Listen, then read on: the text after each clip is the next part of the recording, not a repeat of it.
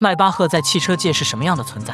和奔驰 S 级相比，哪个更高端？要想了解这个问题，我们得先弄清楚迈巴赫的前世今生。他的创始人是被誉为设计之王的威廉·迈巴赫，这位老爷子可不简单，他不仅是戴姆勒、奔驰的3位主要创始人之一，更是世界首辆梅赛德斯奔驰汽车的发明者之一。在1912年的时候，他和自己的儿子一起将他们的一家子公司正式更名为迈巴赫，自此这个传奇的品牌诞生了。不过，一家公司要想发展起来，一定离不开天时地利人和。他们的品牌刚建立不久，就爆发了第一次世界大战。当时的战备需求空前高涨，他们父子2人凭借所掌握的技术，完成了资本的原始积累，在战后开始进军汽车领域，并于1921年发布了第一辆车迈巴赫 W1。它搭载了直列式6缸发动机，最大功率为46匹马力。虽然这些数据放在现在根本不够看，但在当时那还算很不错的。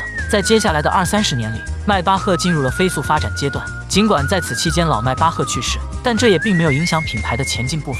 他先后推出 W3、W5 等高端车型，一跃成为权贵们的宠，奠定了其在豪华汽车市场的地位。这种盛况一直持续了很多年。后来到了20世纪30年代，迈巴赫已经成为了超级豪华车的代名词。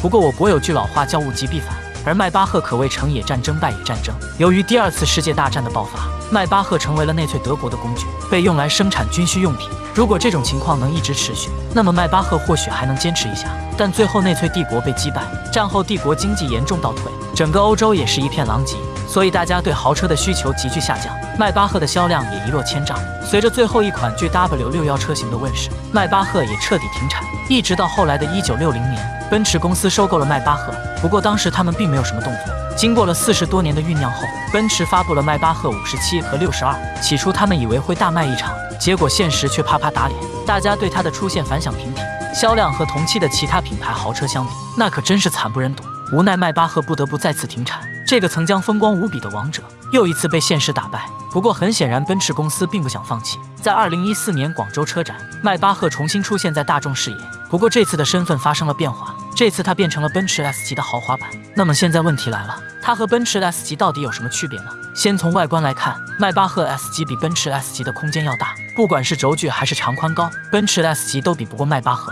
另外在动力方面，迈巴赫 S 级使用的发动有3种：3.0升、4.0升和6.0升涡轮增压发动机，而相比之下的奔驰 S 级采用的都是3.0升的涡轮增压发动机，只不过区分成了不同的功率版本。以上列出的数据并不是说奔驰 S 级不好，而是和迈巴赫 S 级相比确实略有差距。要是把这2种车型比作手机的话，那么奔驰 S 级相当于基础款，而迈巴赫 S 级则是 Pro Max 款。如果这2种车子给你选择，你会挑选哪一辆呢？